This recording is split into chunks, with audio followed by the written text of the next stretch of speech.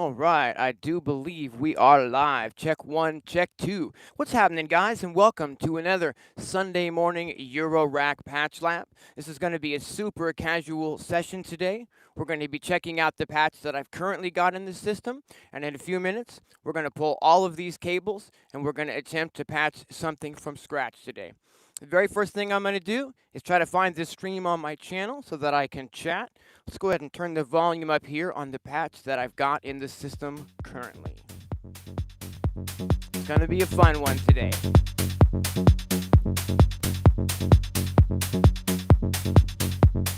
All right. Hey, we got Ed and we got Wall in the house already. Thanks for joining me, guys. Can you hear my voice okay? Can you hear the music okay? This is a dub techno patch that I've got in the system right now.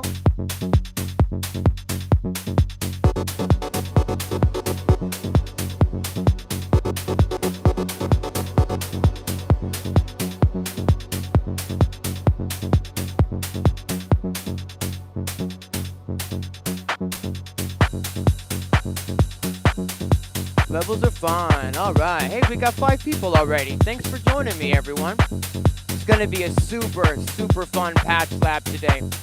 When we pull all these cables and we attempt to patch something from scratch, we're going to get the vintage quasi-MIDI revolution in the jam today. We're going to attempt to create some up-tempo grooves after this.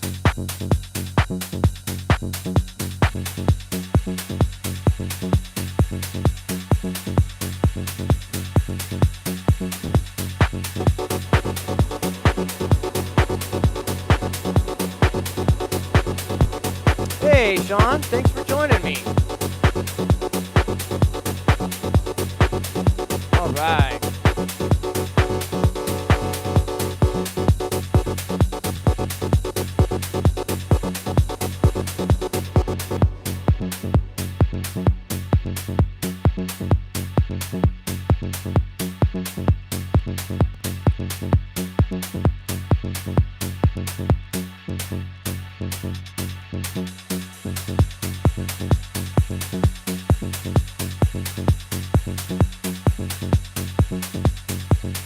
Patch features the Wave Morph VC DCO oscillator on the bass line.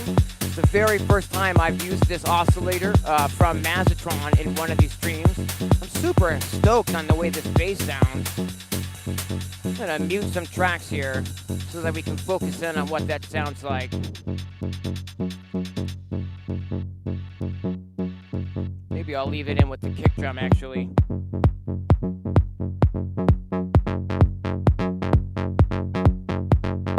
I've got the bass running through the Mazatron quad cutoff so that I can kind of tame the high frequency content on that bass sound and sort of tuck it back into the mix. Turn these tracks back on up here. There we go. Cool. So we've got this sort of open hi-hat sound, which is actually coming from the Blue Lantern module's braids module. It's the cymbal algorithm. And I can go in and I can make this like longer or shorter depending on the groove. We can make a really big, noisy, kind of open sound. Or we can get really tight with it. Really thin, tight kind of hi-hat sound. I think that sounds pretty good right there. Let's add a ride cymbal to this. If you were with me last week, you might have heard me lamenting about my lack of samplers, and that's sort of been taken care of this week, as I've got 4 more Tip Top Audio 1 samplers. I'm currently using 6 in total Tip Top Audio 1 samplers, and I've got 6 Mazatron Golden Shower sequencers that I can connect up to those and get an amazing amount of drum beats happening super quickly. And that's what we're going to be working on in just a few minutes. Come on.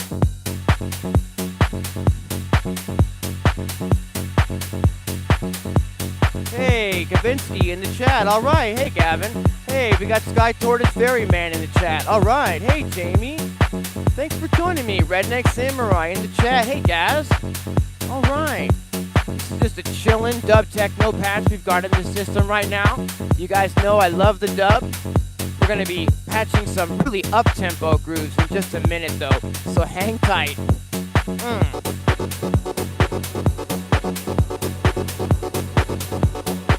I feel like I'm getting a little bit better at working some of the frequency content on these jams.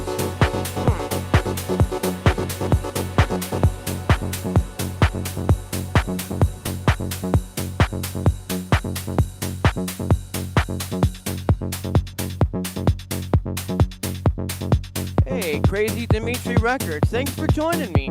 This is a super casual stream today. We're just checking out the patch that I've got in the system currently, and in a few minutes we're going to pull all of these cables and we're going to attempt to patch some 174 BPM high tempo fun today. So stick around.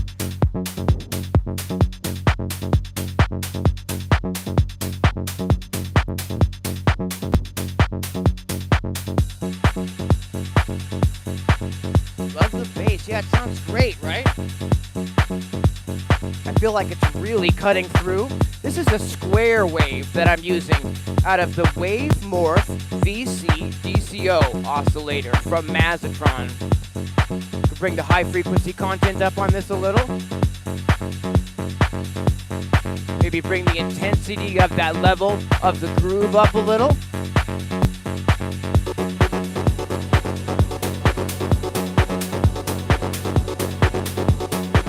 And then when I want to work that ebb and flow of the patch, maybe we can do something like drop the kick drum.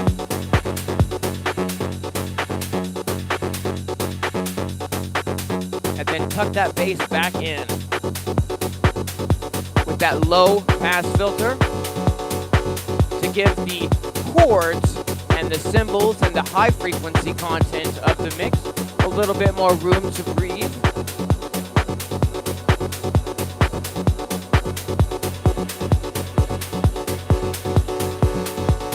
You might notice that our main chord is doing a bit of evolving. We'll solo just the bass and our main chord here.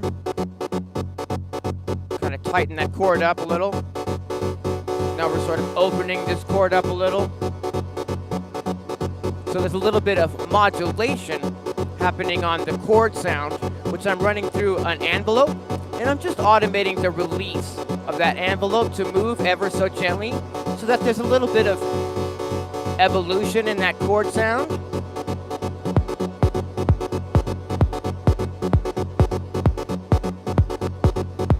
Yeah, right, Gas? We're gonna go for it. We are gonna go for it. I've got a little groove today that I've started in the Revolution that we're gonna attempt to bring into the system and start patching some things and drums to complement that groove. It's gonna be a fun one, I think. Or it could be chaos. We never know.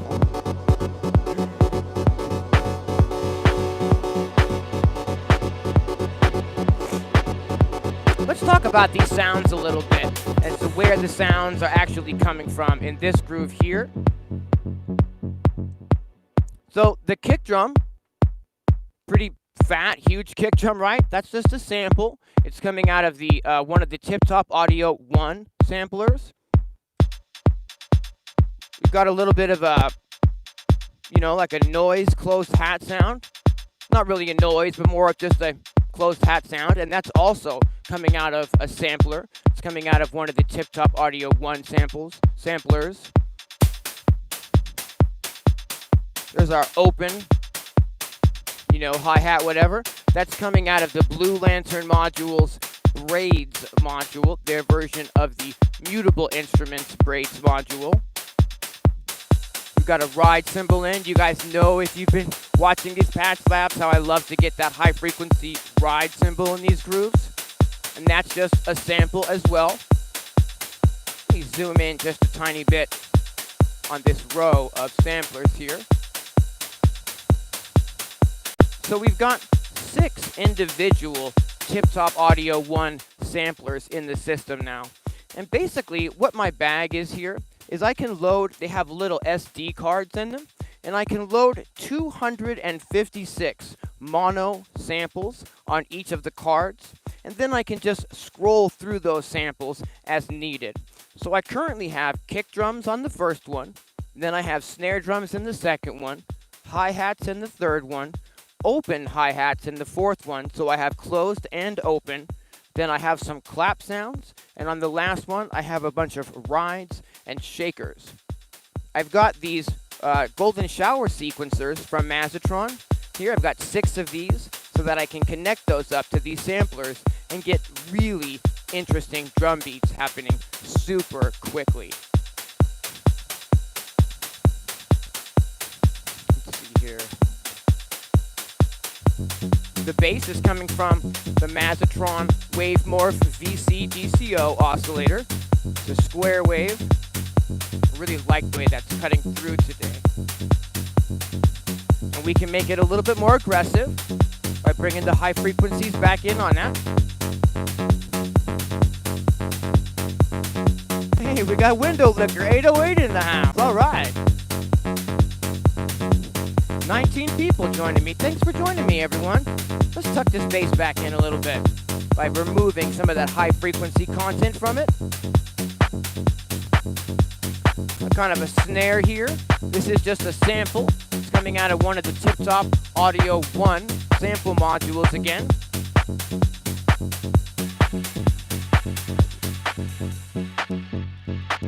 But kind of a high-pitched chord sample here.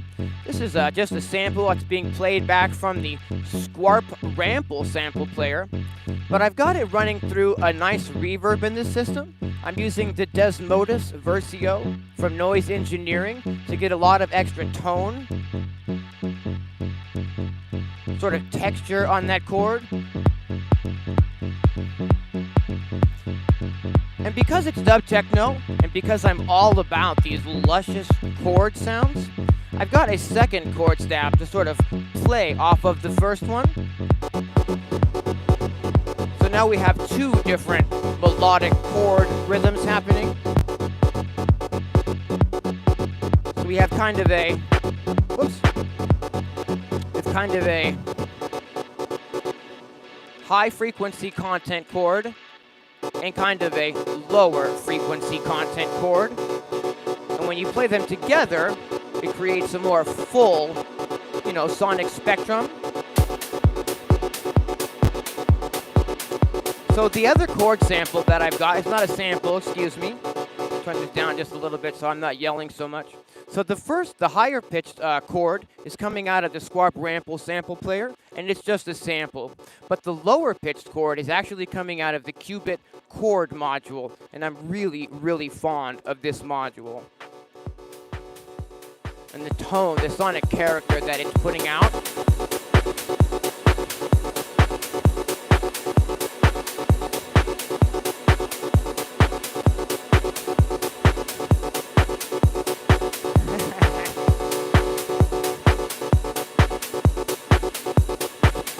Hey, we got Disco Phone in the chat. Hey, big fan. You guys, if you're in the chat, take a link to Disco Phone's channel. He does some amazing dub techno, and you should definitely check out his music. It is absolutely fantastic. I believe you can click on somebody's icon in the chat and open up their channel. Definitely give a scope out to Disco Phone's channel. I hope I'm saying that right. But his dub techno is absolutely dreamy. Definitely check out his channel. All right.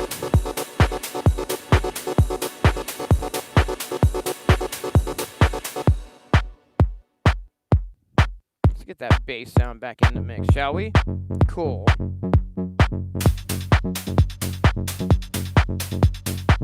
All right. I think what we're going to do is go ahead and start pulling these cables today. This can get a little bit tedious. You can see I've got quite a few cables in dispatch here. So to fill this time, I'm going to go ahead and play a piece of music from my channel while we're pulling these cables. This is a jam that I did on the Akai Force last year. This was like a really fun, almost psytrance live jam. Let's see if we can get this going.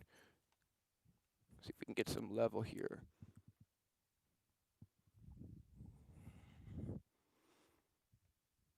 These people that There we talk about go. reptilian shapeshifters.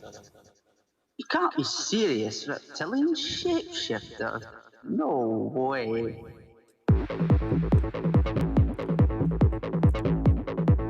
So normally the process of pulling these cables is pretty slow and pretty long and maybe a bit tedious as I'm, putting everything where it actually goes. But for the purposes of the stream, I'm going to go ahead and carefully pull these quite a bit quicker today.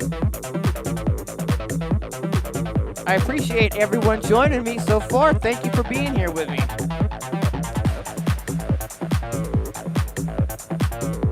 We are going to attempt to bring the tempo up today and to get some really cool vintage gear into the mix as well. No way.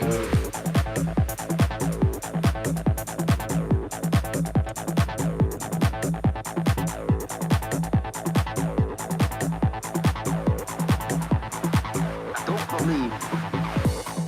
I'm getting pretty good at pulling these cables quickly every week, but still taking the time to be super careful.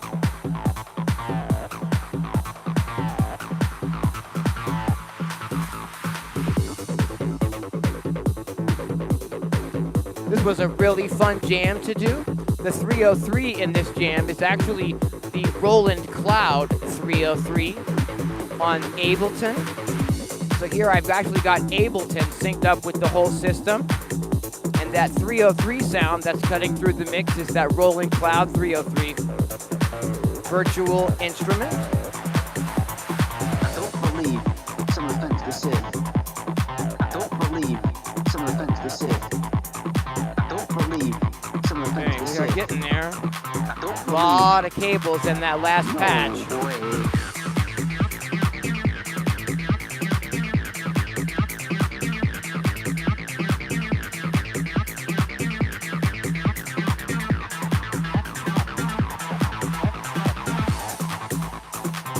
So for those who think I only do the down-tempo stuff, I also do the not down-tempo stuff.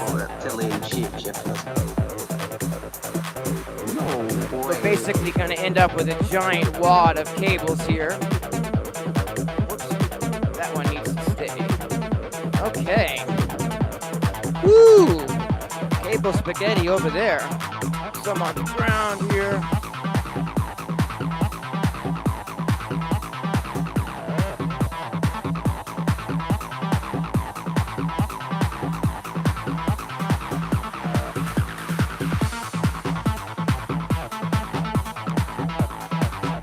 Yeah, that Gauss, boy, that looks incredible. I definitely want to check that out.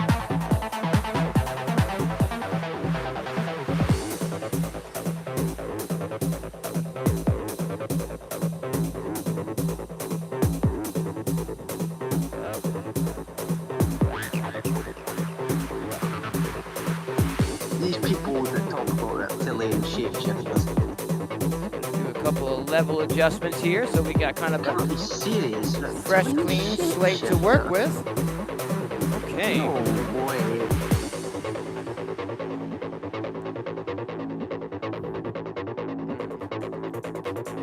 I think we are good to get started. And what we're going to do, I think, is the first thing we're going to do is check out this patch that I've got started. Rather, not patch, but this preset that I've got started in the Quasi-MIDI Revolution. And what we're going to do is, I'm using the Strymon. Let me see if I can make sure my camera is good so that I can actually talk to you guys here. I'm using the Strymon AA1 modules in the system that are allowing me to take audio out of the system or to bring audio into the system. The Eurorack levels are about 18 decibels higher than a normal line level. So when you're using the Strymon AA1 module and you send a level out, it's going to attenuate that level by 18 decibels. And when you bring a level in, it's going to raise that level by 18 decibels. So I've currently got the Revolution already plugged in to the Strymon AA1 module, and all we need is a way to go ahead and patch that module into my mixer. Actually, maybe we can get away with some shorter cables for this one. Yeah.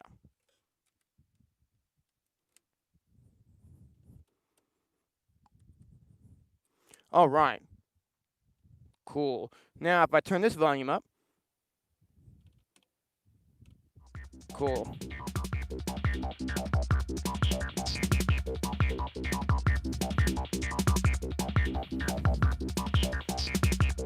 Gonna adjust the level on my mixer over here.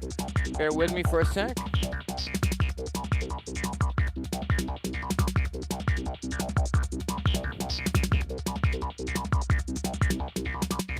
Now, if I mute most of these tracks, we're sort of left with a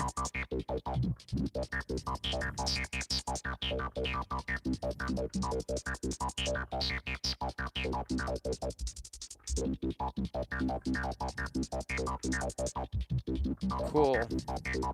And what I want to do is I want to try to program some drums in the system that maybe we can use to go with this groove. And then maybe we'll create some sort of a bass line and maybe bring in another chord from the qubit chord module. If anyone has any questions along the way, please feel free to ask and I'll do my best to get to those. And if I don't get to it in the chat, please ask it again, then I'll do my best to get to it. Yeah, no ambient today. We're going to go for it today. Hey, what's happening, Travarsi? The Gauss app is a looping app on the iPad that just came out this week from Hainbach and Brambos. It looks absolutely incredible for doing like looping and interesting sort of like tape loop textures on an iPad. Okay. Oh, I see. Let me change these levels just a little bit then. Yeah, that's louder than I thought. Okay. Quite a bit, yeah.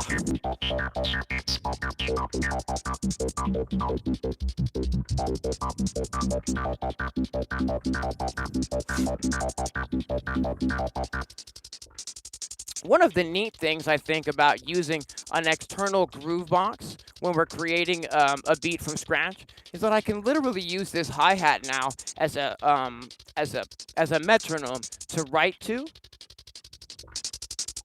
Because what we're going to attempt to do is we're going to attempt to patch up some drums today, and that I'm going to attempt to be sequencing from the Digitact. Let's get that started. The first thing that we're going to do is I'm running a MIDI out of the Digitact over here into the system. This is the Poly-End Poly2 module, which converts MIDI to either triggers, to pitch and CV, or to just CV messages so that you can send that out to modulate some other devices. But today, we're just going to use these triggers. So I'm going to patch in, I think, the first 4 triggers to get us started to these first 4 Tip-Top Audio 1 sampler modules. And if you missed the beginning, I've now got 6 of these Tip-Top Sampler 1 modules. I'm a real sample-based workflow guy as a sample maker, and I definitely want to have lots of access to samples in my system.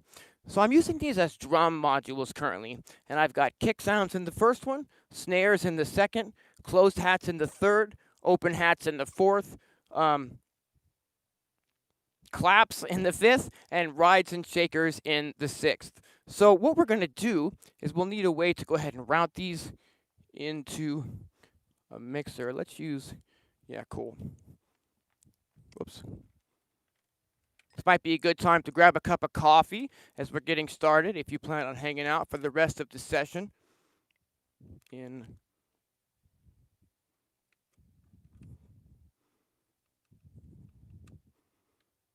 I've got a little mixer here from Dopefer that allows me to plug 4 items into it. And I think what we're going to do is we're going to run the kick drum on its own individual channel and then run the other sounds into this mixer. And then we'll just run it out from the mixer.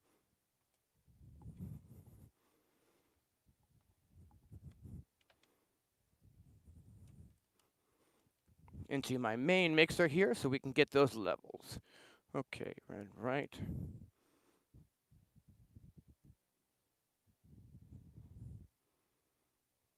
Whoops.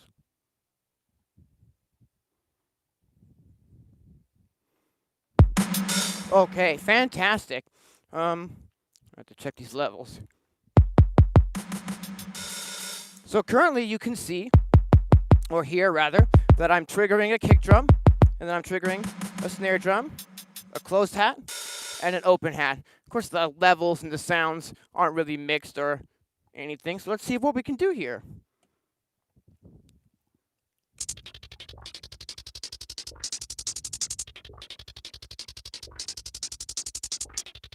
Yeah, I'm a big fan of the Digitact. The Digitact is actually my sort of my desert island instrument. I really, really like the Digitact. In fact, I have 2 of them. If you're into sample-based workflow and you want an instrument that can be either a drum machine or maybe like a drum machine on steroids, check out the Digitact. Okay.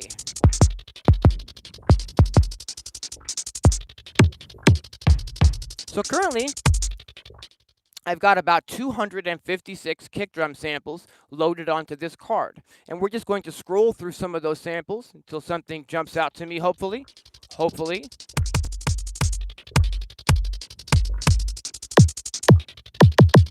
I'm going to turn this level just a tiny little bit here.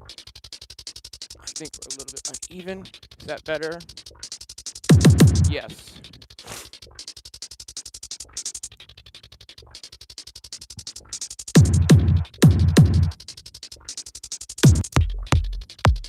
What I'm sort of looking for is a clicky sort of a kick drum that doesn't have too much sub-low end to it. Like that one there with all that sub-low end, not what I'm looking for today.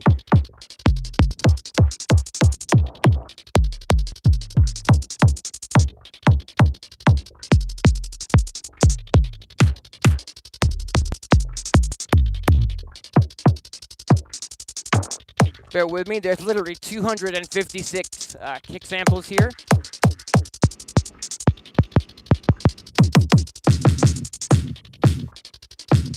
That's nice. Let's go ahead and see if we can't find a snare that works with that kick drum for now.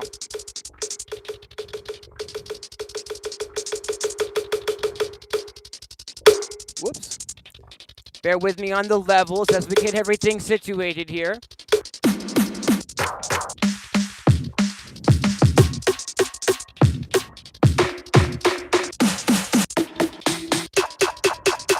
You can hear there's quite a few different, see if we just go ahead and mute that for now, sorry. Quite a few different samples here to pick from.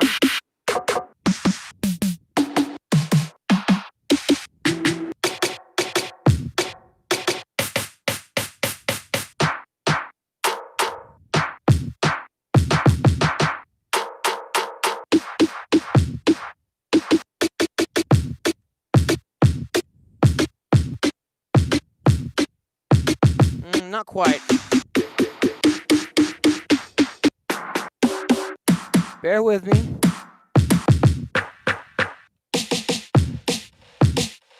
Not too long.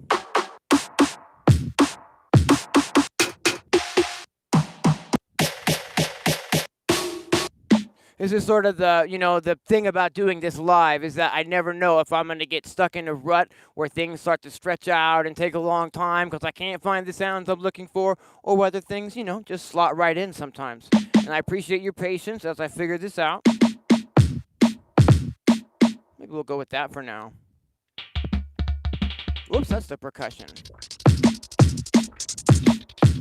Hear what I meant about being able to use the running Groovebox as a metronome? Because now I've got a rhythm that's playing at our tempo.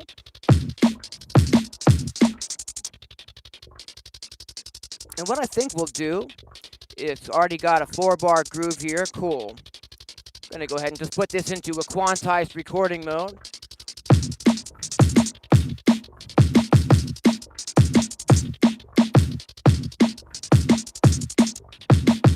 Cool. I'm not happy with one of those kicks, so let's fix it.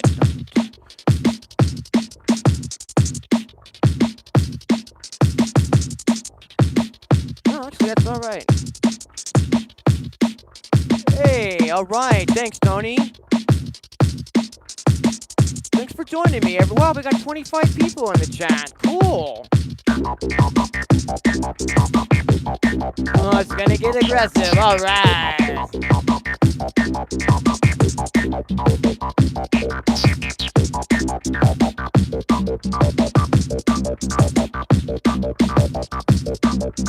Maybe turn this one down just a little. It's always a little bit difficult to mix these levels from scratch in real time. But now that we've got a little bit of a rhythm happening, I can actually scroll through these snares and find something that I'm probably a little more happy with. Actually, that's kind of nice right there. Boy, that's huge.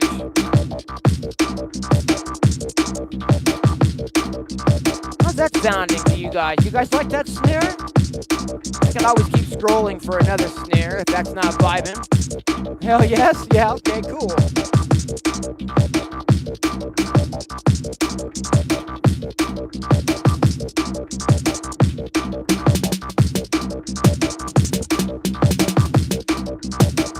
Kind of a snare pattern that's already going in the Revolution here. Kind of, I'll use that for a ghost snare, I think.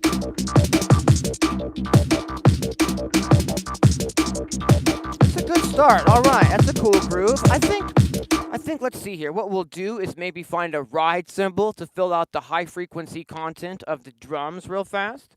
Let's see here. We're using the Digitact again today to sequence these sounds instead of using the sequencers in this system. I'm trying to do a good deal of experimenting where sometimes I'm using outside sequencers and sometimes I'm using Eurorack sequencers so that I can keep expanding my familiarity with all of these devices. Let's go ahead and take a trigger into another sample module that I've got some rides and shakers in. And then we'll just literally take an out. I don't know why I'm saying literally so much this week. Way too much. I have literally got to stop saying literally.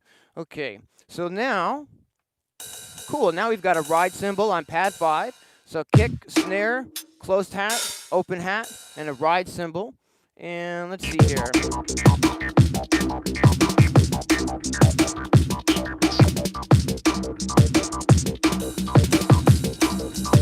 Put this into quantized record mode.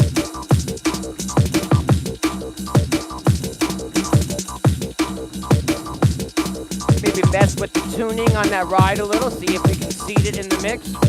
Ooh. Okay. Maybe bring it back in the mix just a little bit. For those who might be new to my live streams, I'm using in Ableton here, I'm using 2 different visualizer plugins. I'm using the FabFilter Pro Q3 EQ plugin, and I'm using the Isotope Total Balance Control. I run a headphone out from my main mixer into Ableton here so that I can get a visual representation on what we're creating. I find that it really helps, especially when I'm working on headphones, to help make sure that I'm not pushing too much high frequency content or too much low frequency content in these jams. How's that sounding so far? Is that sounding all right? Hey, we got Matthias in the house. Thanks for joining me. Hey, Alpha, how you doing? Thanks for joining me. A lot of people today, 28. All right, I appreciate you guys being here. Let's see if we can't get an open hi-hat into this groove. 1, 2, 3, 4, 1, 2, open it up.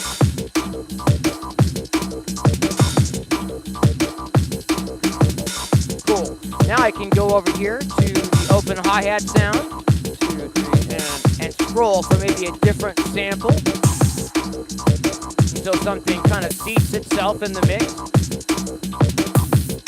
Kind of low. That's cool for now, I think.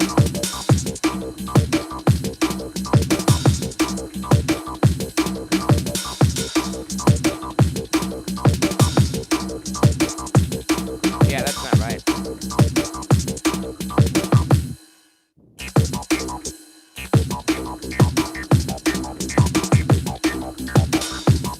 Trying to get this open hi-hat situated for us. I think it maybe is supposed to be on the 15. Nope.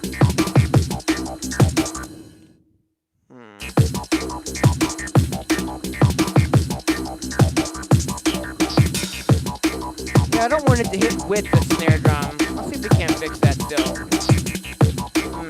Maybe here? No, here. Nope. How about here? Nope. I'll find it. Ooh. Yep. Cool. Let's go with that for now. And what I'll do, that's 4. I think we're gonna pan that just a little bit. Although you probably won't hear that at home because I think this is a mono stream, limitation of the YouTube app. Now that we've gotten started, I feel like I'm yelling over the music. Can you guys hear my voice okay still? We're getting pretty loud here with the music today. Yeah, bouncy, right? All right. What let's do is let's see if we can bring in some more melodic elements. I'm really good and fast with the drum elements, but bringing in the melodic elements sometimes trips me up a little bit. So let's see what we can do here. I'm going to take the root note out of the chords module, and I'm going to run that into my Mordex data, which I'm using for a tuner here. Our groove is in the key of C, so if I tune the root note of the chord that I'm trying to create to the root note of C, then we should be in key with the groove that we've created so far. And I've done that. What we're going to want to do is let's just go ahead and run this chord into an envelope. That way we can get an envelope and it's not just going to be a sustained sound, but we can try to create some rhythm with this. Let's go ahead and take a mix out of the chords module into the input of the Javelin envelope from WMD Devices. I'm really fond of this envelope. And what let's do is take an output from the, actually maybe this one will be a better option here. Cool, yeah. What I'm going to do is I'm going to run a splitter cable out of the output of this envelope. It's going to give us the ability to run one signal of the chord sample through some reverb and the other clean and dry into the mixer. Let's go ahead and get this set up for us. Bear with me while I route some things here.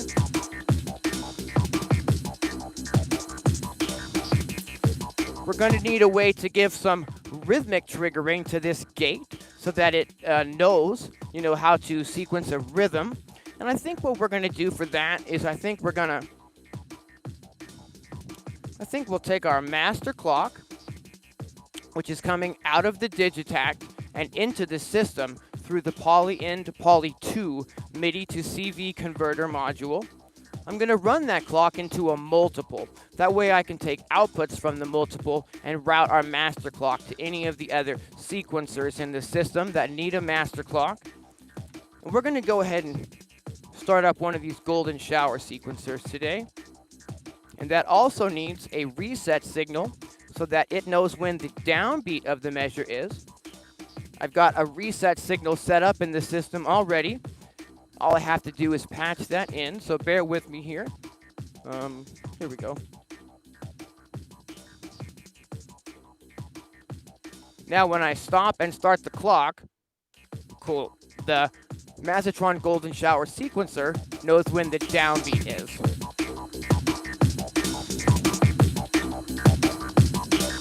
Okay, we are getting there. Longer cable for that one. Okay, so I'm running an output from this trigger sequencer into the gate input on our Javelin envelope.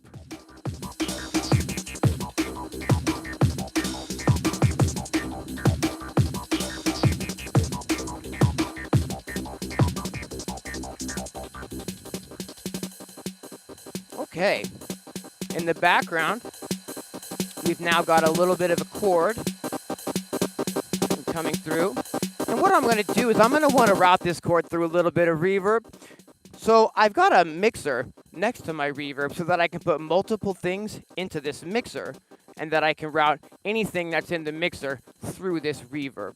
So let's go ahead and all I need is a way to route the reverb back to, oops, let's try a different one, to the main mixer so that we can hear the reverb. So take it out from that, out from this, and patch this into my main mixer.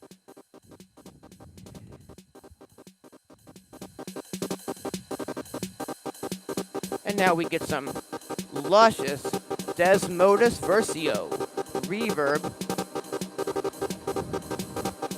on that chord sound.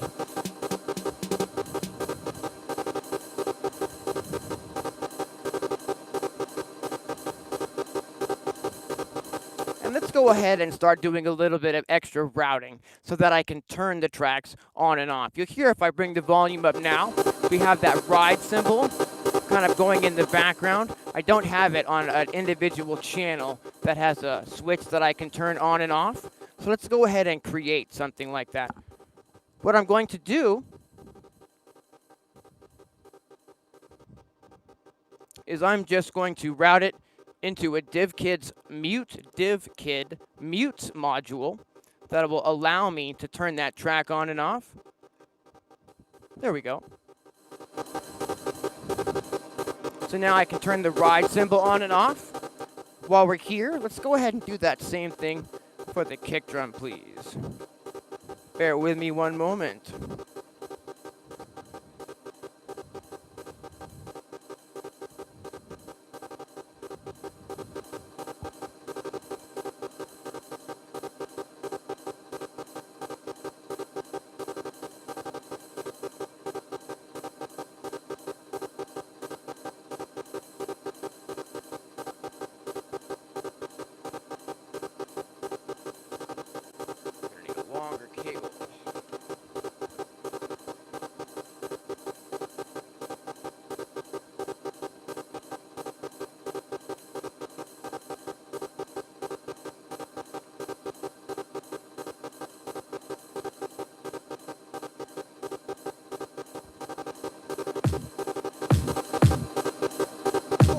Now I can turn the kick drum on and off. And let's take a moment to be able to make it so that I can turn the snare drum on and off. Thank you for your patience. I know some of this routing gets a little bit tedious, but this is what it takes to get everything set up so that I can have control over some of these sounds in real time and turn things on and off as we see fit. Let's see here.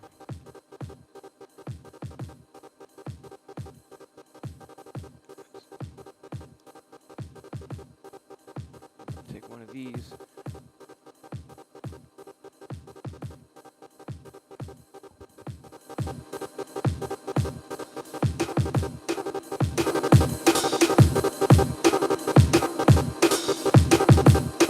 Okay, so now we can turn off the ride cymbal, we can turn off the kick drum, and we can turn off the snare drum, but that open hi-hat is still kicking it in the background there. So let's make it so that we can turn that off as well, and then we'll have control over turning on and off these 4 main drum sounds that we've set up so far.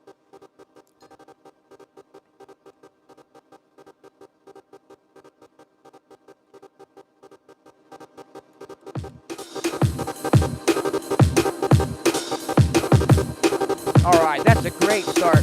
Now we've got 4 tracks that we can turn on and off. 2, 3, and 4.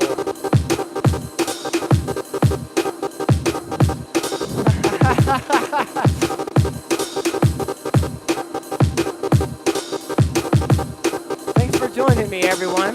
Can you still hear my voice over the fact that we're getting quite a bit louder with the volume here? See what we can do here. Cool. That chord is already really gelling. Try to bring some of the reverb down, because this is drum and bass sort of a vibe, not necessarily a dub techno sort of a vibe, so I don't necessarily really need as much reverb as I would normally. Ooh, that's nice. Alright. You hear voice, fantastic.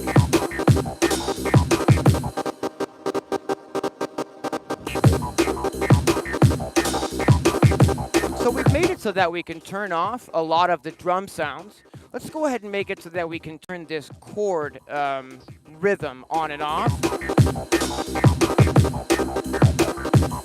And to do that,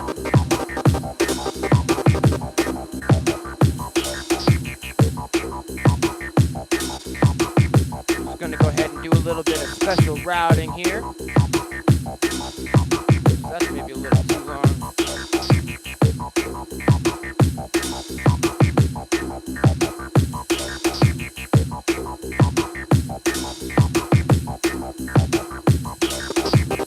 All right. So now I can turn that chord sound on and off.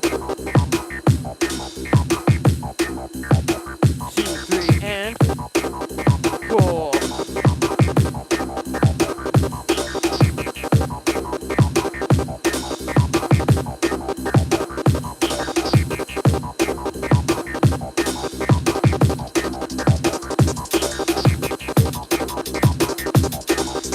I'm going to go ahead and put some hi-hats in.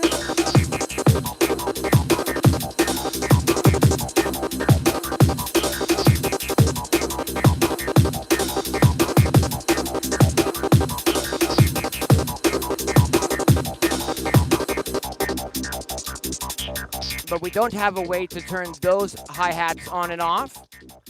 So let's go ahead and do that. Let's come up with a way to turn these hi-hats on and off as well, so that we can really, ebb and flow with the mix as we're building it here. Currently, they're just whacking away in the background, and it'd be nice to be able to turn those on and off. Okay. 3. Whoops. Probably best if I don't snap another cable out on the way. And that's going to be going to the out, so we'll just need a longer one here. And run this to the in. Fantastic. What did I do? Just muted everything.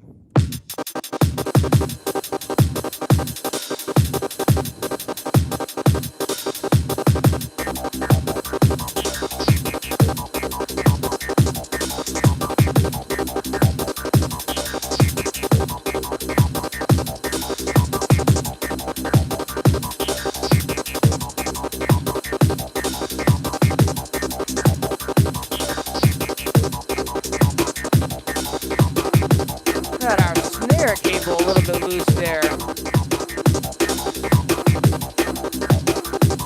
Make a quick adjustment on my mixer here.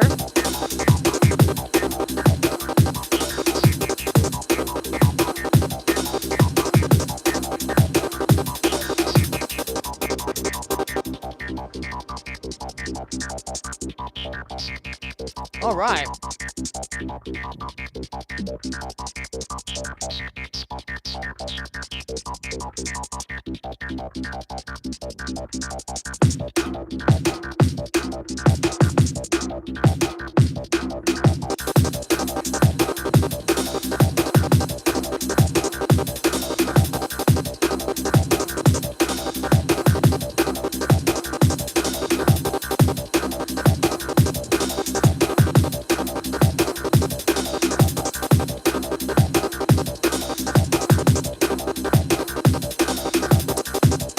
Go ahead and see if we can't get a clap into the mix over the top of these. I've got these modules here loaded up with drum sounds. Might as well see if we can use them, right?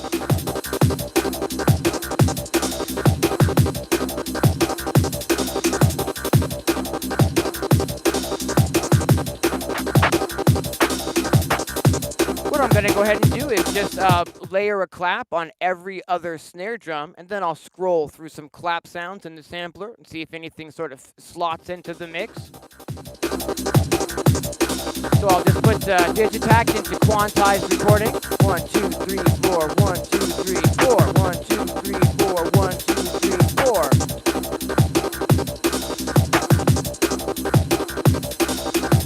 So now we can scroll through some clap samples.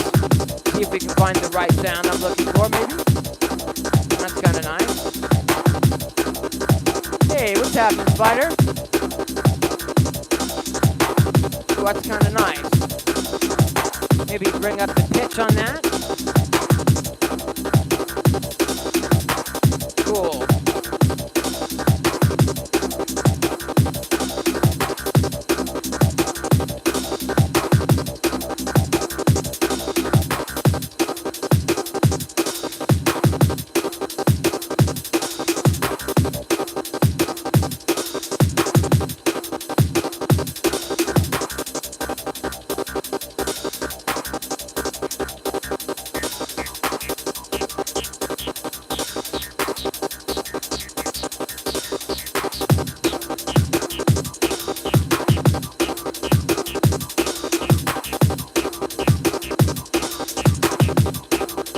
What let's see if we can do is maybe get a second pattern happening in the quasi-MIDI revolution so that we can do a little bit of variation on the synthesizer line that it is putting out. What I can do is maybe just hit stop here so that the sequencers actually stop. Maybe we can just go into the right section, and maybe what I can do is store this pattern. Okay, but store it to pattern number 2. Okay, and I believe that'll get us there. And let's see here. There's a little bit of a weirdness with these old Revolution machines, the way that they store their sounds, their patterns, and their songs. So sometimes it's a little bit difficult to save exactly where you're at and then be able to get back to that exact same spot. Let's see if we were able to pull this off today.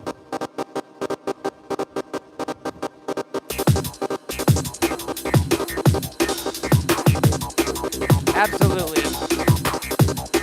So what I've done is I've just copied the pattern that we were working with that has our synthesizer line. I've copied that to a second pattern. And one of the neat things about these vintage quasi-MIDI revolutions is they have a way to where you can randomize the sounds, the pattern rather, from the existing patterns that are built into the machine.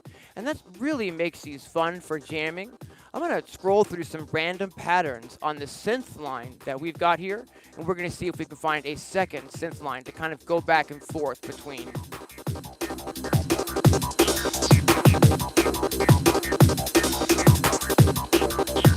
All I have to do is hit Shift and select.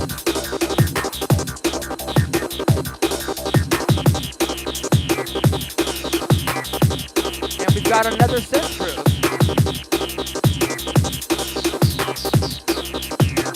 I like that.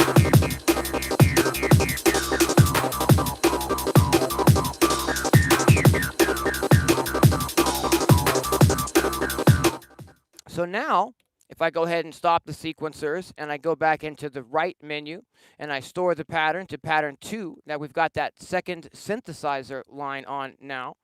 If we bring the volume back up and I just start muting all of the tracks here, except for the quasi-MIDI revolution. Here's our, of course the clap doesn't have a mute on it either at this time. But there's our second pattern, and now you can hear that I can go back and forth between those two different patterns. The hi-hats stay the same.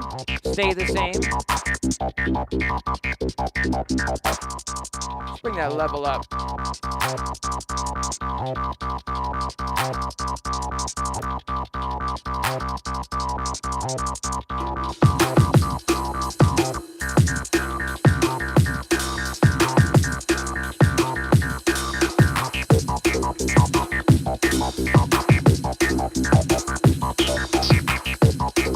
Bring the level on the revolution down in the mix a little. And 3, 4.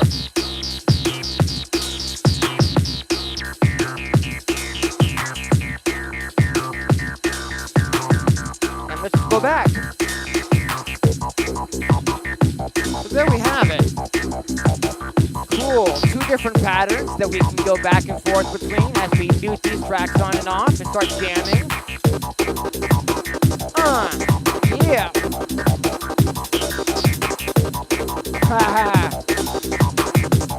I appreciate you guys sticking around. Cool.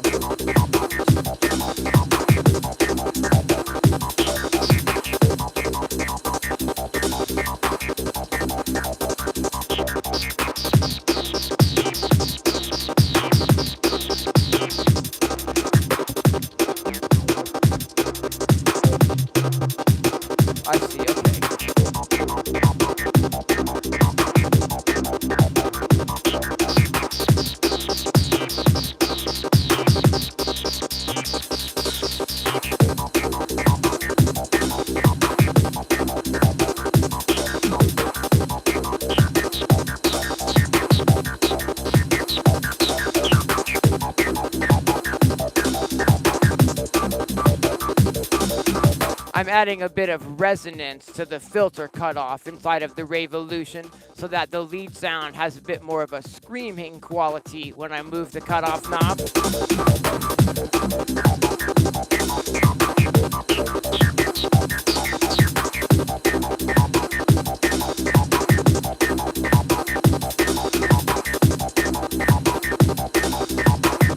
Another neat thing about controlling the drums this way, by using the Digitact as the sequencer for the drums today, instead of using the Golden Showers and the Euclidean sequencers that I've got, is this is going to enable us to also create a second beat, a second pattern that we can scroll back and forth. Let's see if we can achieve something like that.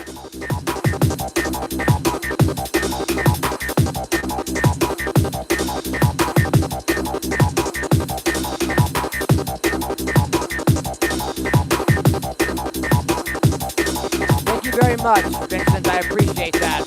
That's very kind of you.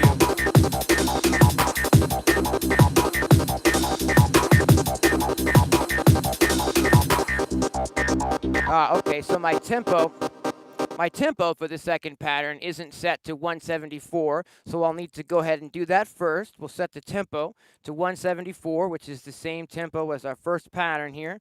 Go ahead and get a save on in case, I don't know, we're not going to have a power outage during this. I'm a chronic oversaver, and I encourage you all to be chronic oversavers as well.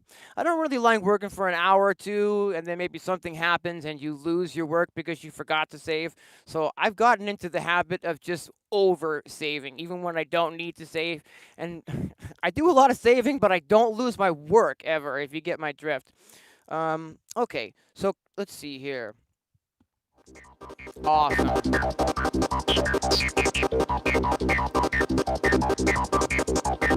What let's do is let's make, since our pattern 1 is kind of like a full time beat at the full speed of 174 beats per minute, let's make our pattern 2 with the drums a half-time beat so that we can go back and forth between a full-time beat and a half-time beat, and that we'll be able to also go back and forth between those two different synthesizer lines that we created in the Raveolution. This is going to start giving us some things to, you know, tweak in real time and keep the jam flowing.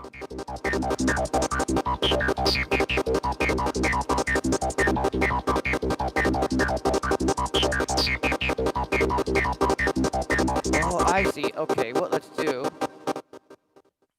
I think I have a lot of complicated MIDI settings set up to control the drums, and those are actually function clear, whoops, track. Bear with me one moment while I clear this beat out. Function clear, whoops.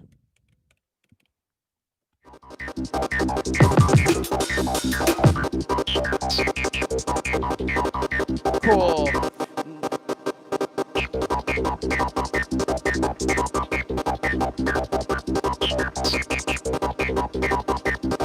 I'm going to put this into a live recording mode. It's quantized, so it'll snap whatever I play right onto the grid.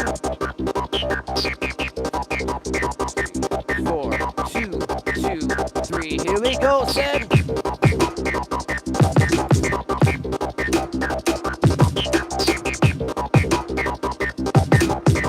Fix that snare.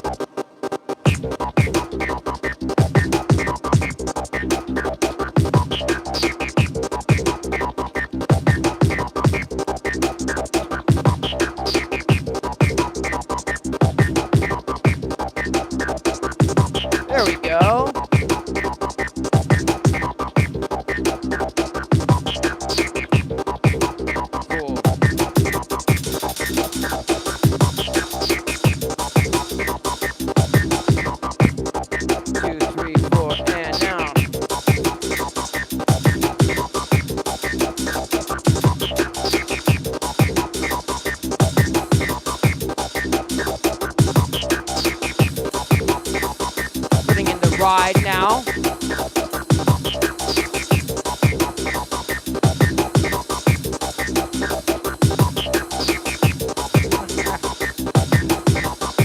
Hey Joshua, thanks for tuning in. We can change back now. 2, 2, and then.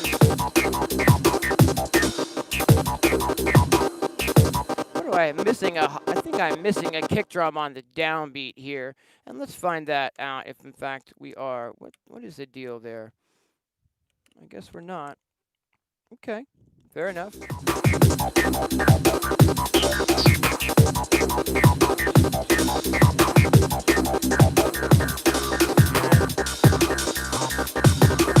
I've done something incorrect with the drum somewhere along the line is the thing. I wonder if we can fix this. I wonder if we can figure it out in the live stream what I've done wrong here. Because that's perfect. But this one seems to miss that downbeat kick drum when I press play. Hear how the kick drum comes in on the offbeat on this one? Let's see if we can fix that. Rather, let's not see if we can fix that. We can fix that. Let's fix that. I'm going to go ahead and go in here, and I'm guessing that I did not have a quantize set when I put these original drums in. And if that's the case, then all I need to do is just delete all of these and then re-put them back in, and it'll snap it right to the grid. And that's what I've done, and hopefully that's what I needed to do. Still not liking that kick drum on the downbeat, is it? Can you guys hear that at home? How it puts the kick drum on the up instead? I'm not really vibing that. It shouldn't be. It should be putting it on the downbeat.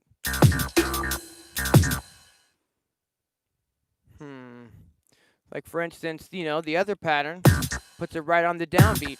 I think what we'll do is maybe go ahead and copy that second pattern and paste that into the first pattern, and then I can just do some arranging on it real quick to get it back to a full speed pattern, because I'm guessing if I copy and paste it, yeah, that our kick will be on that downbeat again. All right, so go ahead and talk amongst yourselves for a moment. I'm going to switch this beat back around to a full-time beat real fast. As fast as I can, that is. Okay.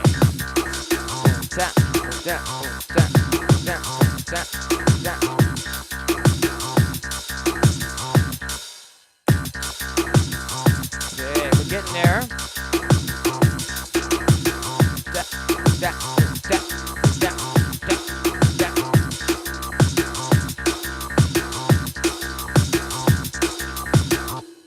I appreciate your patience when I have to fix these strange little anomalies, but sometimes as I'm watching these streams back, I'll watch myself make a tiny little mistake, and then the rest of the stream, that mistake is just kind of screwing up our groove. So I'm trying to take that time, you know what I mean, to get everything, you know, solid, so that I don't, so that when we get to the end, that we're not sort of mostly there, but that we're actually there.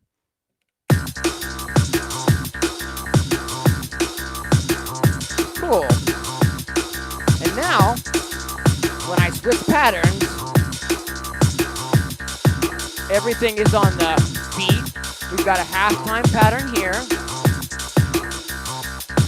And 1, 2, 1, 2, 3, and so now we can go back and forth.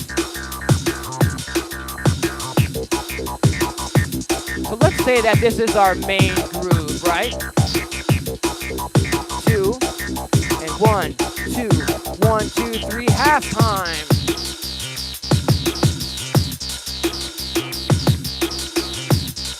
Let's go back. Then 1, 2, 3. Here we go now.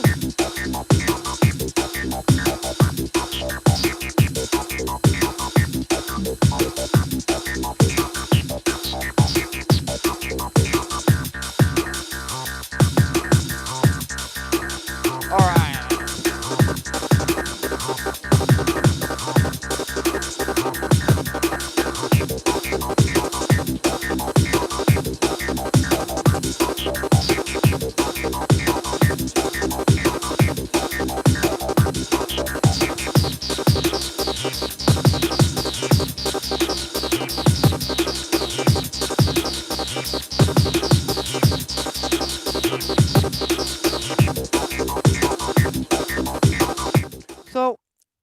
this is one of the things that I've really been wanting to experiment with a little bit more, trying to get some of my external gear to play nicely with the Eurorack. On these live streams, I definitely wanted to start out working as much with the actual Eurorack stuff as possible. But as we kind of continue forward, I really want to start exploring, the kit that I'm actually putting together here, which is a gigantic hybrid groove box where I can, have my samples here. I can use the modules for tones if I want to. For instance, we're using the qubit chord module to get the sound for our pad, but also to bring in other sequencers so where we can do some variations, like the switching back and forth on this one.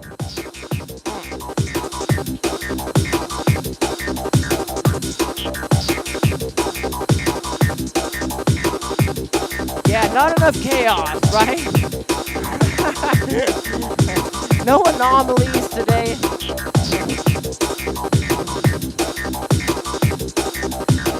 2, 3, and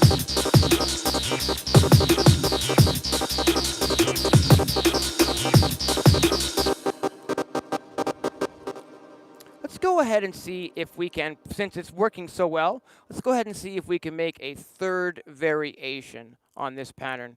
What I'll do is go back to pattern 1, and I'm going to store that pattern into pattern 3 this time. Fantastic. And let's see here. If we copy our original pattern in the Digitact and paste that into pattern 3, now I go to pattern 3 and start that up with both devices on pattern 3. Cool.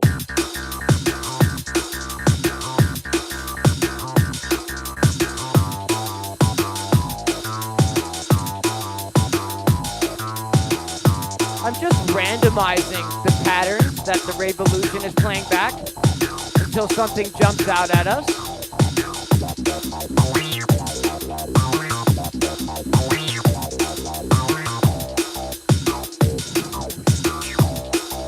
Ooh, that's cool. Cool. I'll go ahead and store that pattern. Now, we have a different synthesizer line, but we don't have a different drum pattern. The drums are still doing the very first thing that they were doing in pattern 1 that I copied. So let's see if we can make a variation on these drums. We can either make them more intense or less intense. Or just different, I suppose. But it might be fun to maybe make them a little bit more intense.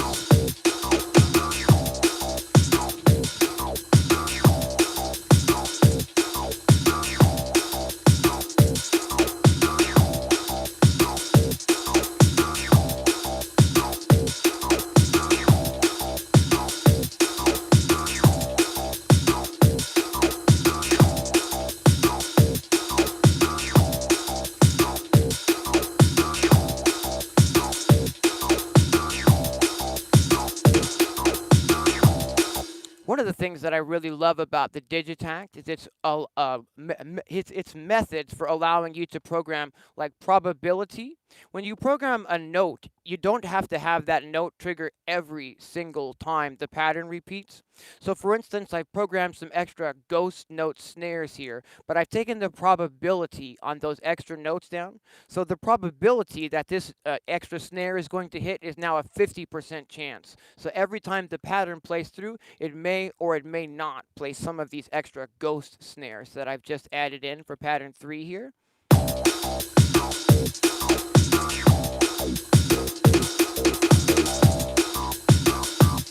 And then 1, 2, 1, 2, 3, here we go.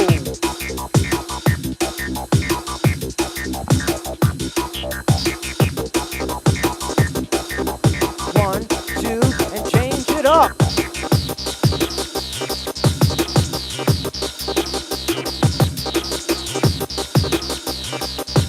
And 1, 2, change it up.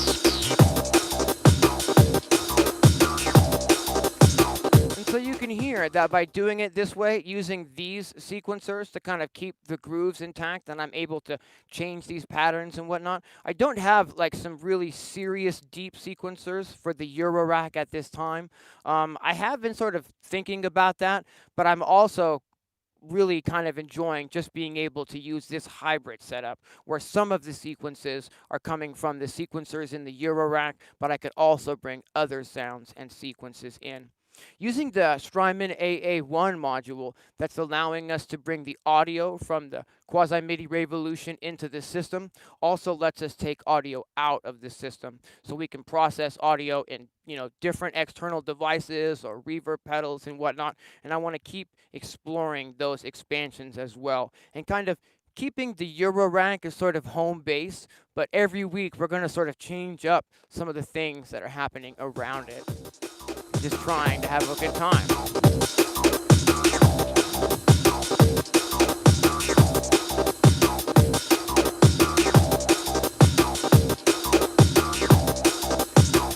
Yeah, the qubit chord. Let's check that out again.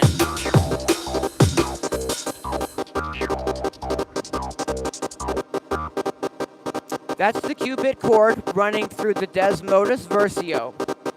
I'm using the Javelin envelope from WMDV to give it, from WMD devices to give it that sort of a rhythm. And we're sequencing the rhythm with the Mazatron Golden Shower sequencer. So I can change that up in real time as well. We can make it, let's see here.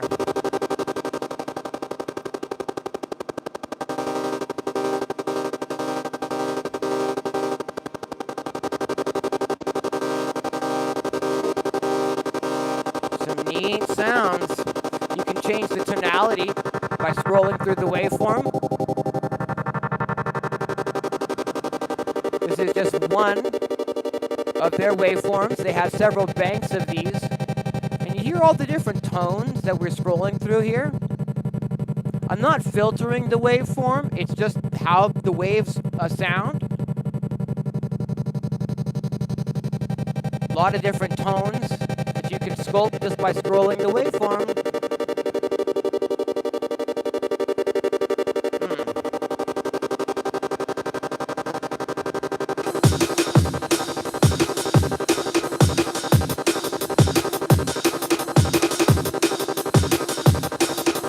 One, two, three, here we go. Bring that back in. There we go.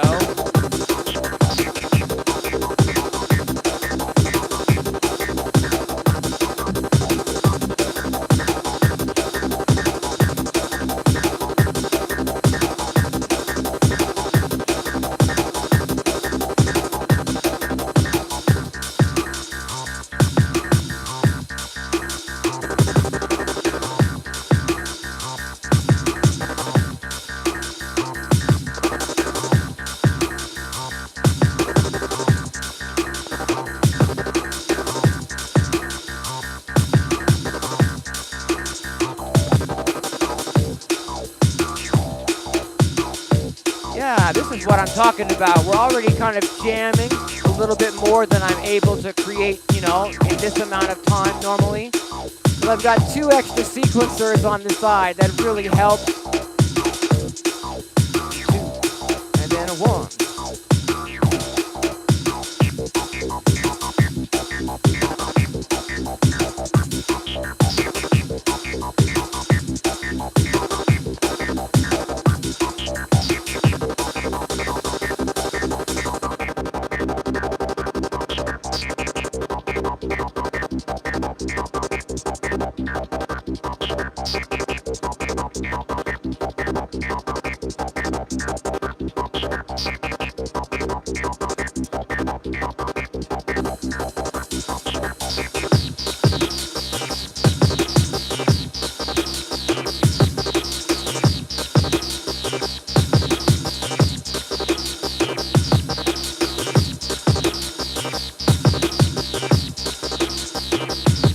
Absolutely, you can use your guitar pedals with Eurorack.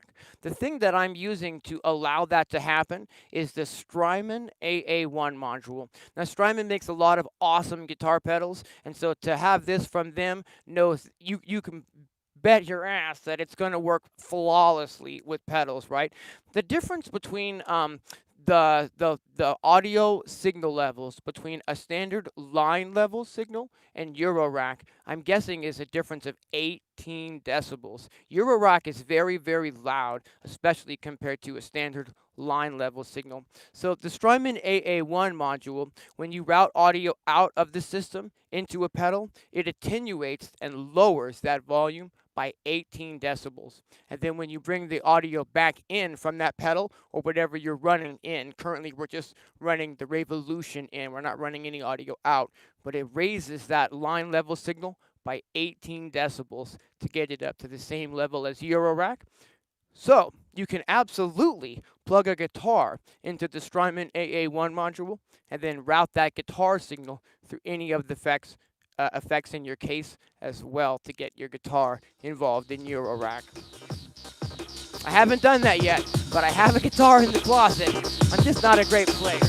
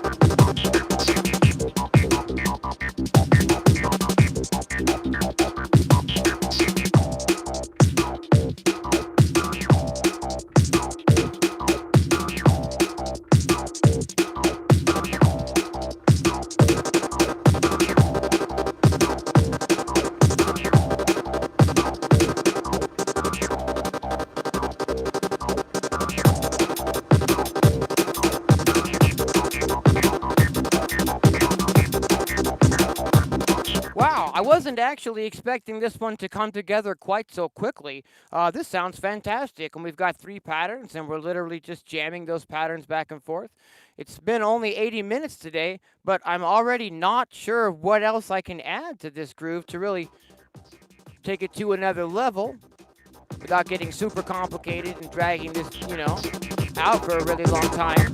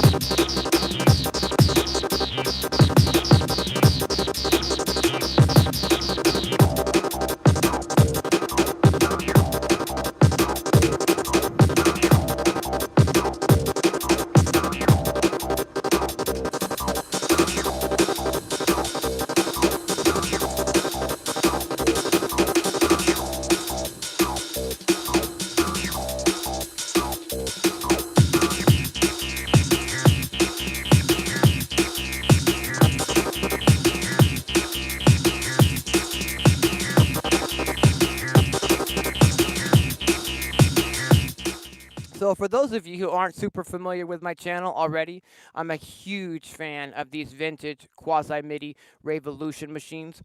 And I've actually got a video that's going to drop tomorrow, which is a comparison between the original Revolution and a super limited edition version of the Revolution. So keep an eye out for that, because it's got about 40 minutes of super geeky electronica grooves from the 1990s that are absolutely fantastic. Let's see here. If anybody has any questions at all, now would be a great time. It's kind of a short one, it feels like today, but I kind of feel like I've done what we came here to do. I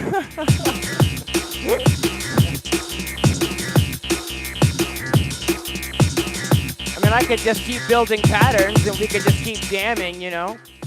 I suppose we could add a fourth pattern at this time.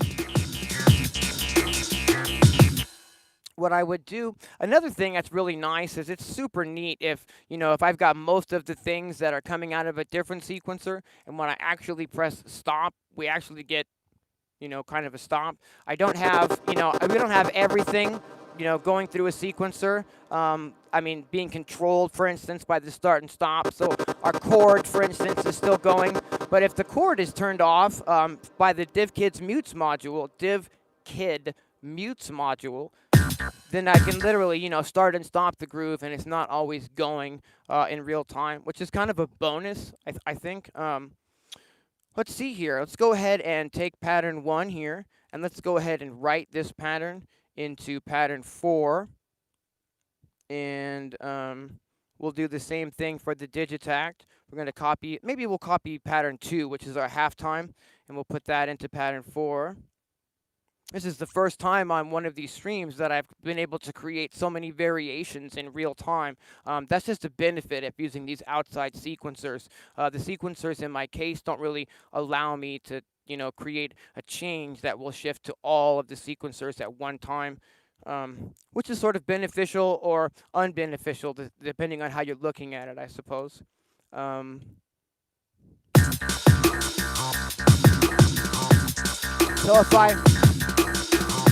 if I just press shift and the select button on the Revolution, it just randomizes the actual pattern. So I'll do that until it comes up with a pattern, and that sounds good.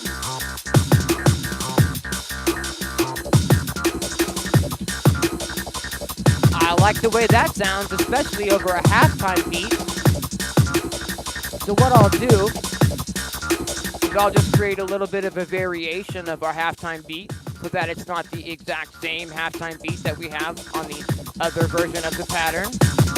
We'll take our kick drum, for instance. Maybe make it a more dubstep rhythm. Boom, boom, boom, that. Boom, boom, bop. Boom, boom, boom, that.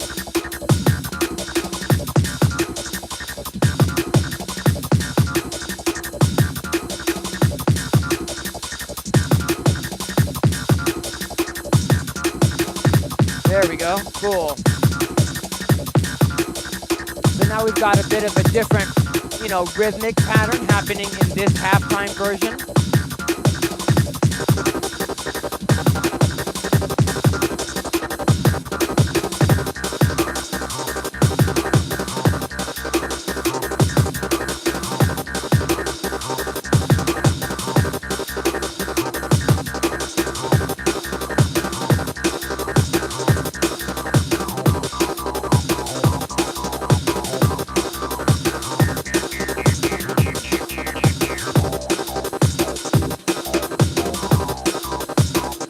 Different bass patterns now, or not bass, but mid-synth rather.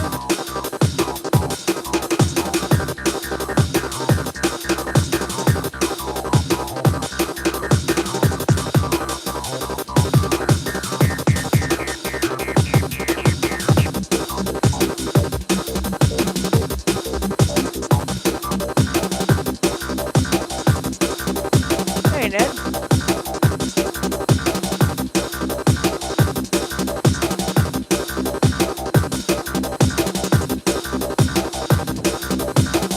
Not everybody likes the drum and bass. Definitely a acquired taste, I think. My wife isn't really a big fan of the drum and bass either. She would definitely prefer that I slowed it down and kicked out that four on the floor hypnotic groove kind of thing. It is what it is. I've had partners who didn't like electronic music at all. Now it's kind of a bummer. Long time ago in a lifetime far, far away.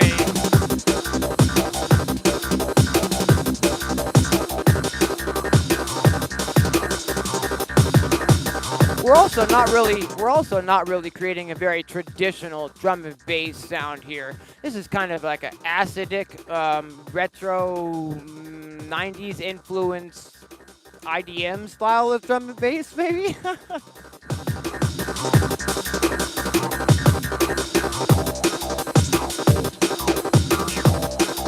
Hey, thanks, Ed. Ooh, good job, Wall. All right. Yes, that is a wonderful assessment that it does sound like Blade. That soundtrack from the big fight scene in the vampire movie Blade is very famous for that piece of music, which is a heavily 303 drenched piece of music. And this is very acidic type of lead sound here, and very similar to a 303 sound. Absolutely. I can crank the resonance on this sound up even more and really get it screaming.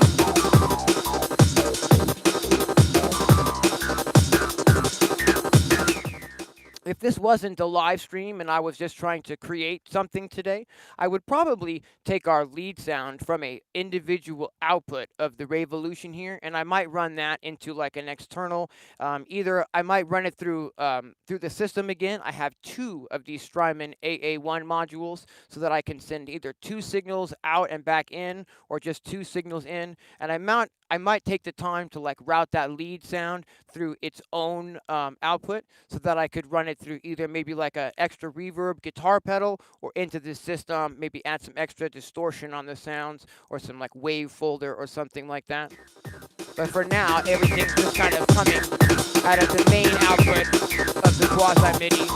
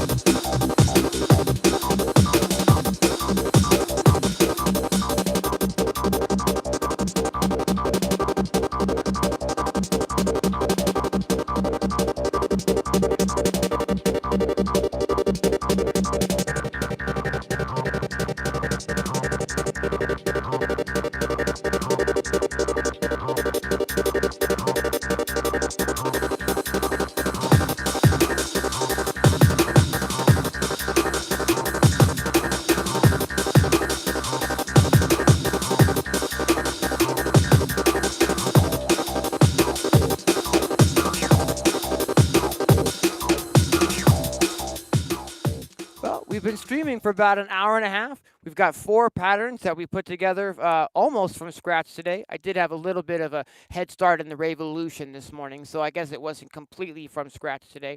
But I think we had a pretty good stream. If anyone's got any questions, I'm going to hang out for just a few more minutes. These don't have to be Eurorack related questions. I've been producing music since the 1990s with Grooveboxes, with Ableton, with hardware, software, you name it. So if you've got any music production questions whatsoever, or if you've got any questions about the modules I'm using, now would be a really great time before we wrap up the stream for this week. Also, want to encourage everyone to join me next week for the next Eurorack Patch Lab. I'm going to be doing these every Sunday at 10 a.m. Pacific Standard Time for the foreseeable future. It's helping me kind of come to terms and learn some of these modules, and force myself to just get in here every week in real time for you guys and share the experience with you. Having a lot of fun with these live streams so far, and I appreciate you all tuning in.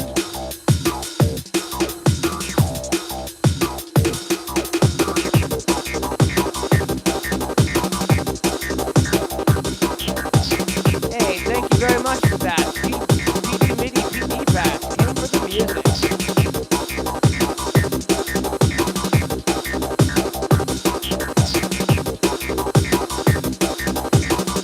Thanks, Wyatt.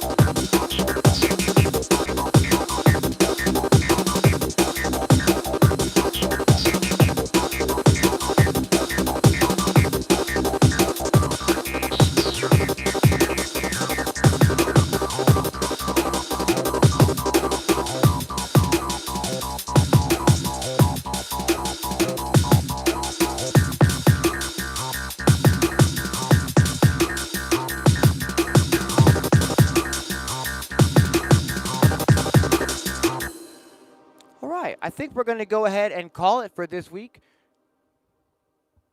I really appreciate you all being with me. And I'm not sure what we're going to do next week. I keep trying to mix these up, maybe bring in another external piece of gear next week. or maybe just keep working with some of the modules that I haven't had a chance to work with yet. I'm currently waiting on a custom Eurorack case to be finished. I'm really excited. I'm not exactly sure when it's going to be here, but it's going to be very large, and I'm calling it the centerpiece. I'm hoping that it will fit all of my modules. I currently have a few more modules than will actually fit in the cases that I've got here, and I'm really looking forward to having one big system instead of a few sort of smaller cases. I'm hoping that we can get a better camera angle on that as well, and maybe even a better camera resolution somehow.